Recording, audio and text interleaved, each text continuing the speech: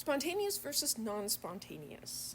So a spontaneous process will occur without ongoing outside intervention. It may require a push to get it started, but once it gets started, it'll keep going all by itself. So for simple mechanical systems, it's easy to see that the system is going to tend towards the lowest potential energy.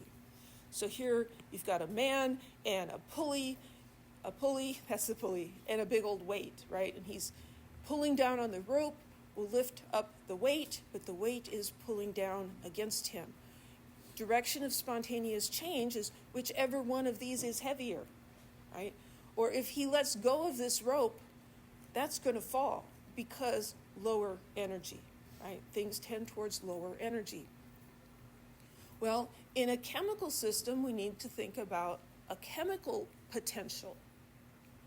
So a chemical potential, here we've got silver chloride has a higher chemical potential than dissolved silver chloride. So silver chloride, when you put it in water, will dissolve. That's a spontaneous process. So being spontaneous and being fast are two different things. Spontaneity and speed are not equal to each other. We can have a reaction that's thermodynamically spontaneous but kinetically slow. We can also have a process that is thermodynamically non-spontaneous and occurs very rapidly. So here we've got initial reactants and products.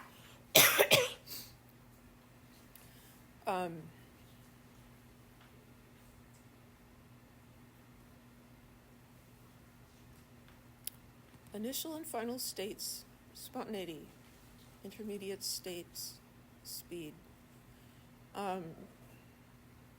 Okay, I just figured it out. So here the products are higher in energy than the reactants, and so that suggests that this is not going to be a spontaneous process because things don't go towards higher energy, they go towards lower energy. So if this was higher and that's lower, then we've got spontaneity. The kinetics has to do with those intermediate states. Remember chapter 15, right? Hopefully you don't have nightmares about that one. But if we've got high energy intermediate states, we have a high activation energy, and this reaction is going to go more slowly, whereas if we have a low hump, it's going to go more quickly. Two independent things. Now, a non-spontaneous process is not impossible, it just won't happen by itself. It requires an external energy supply, ongoing help.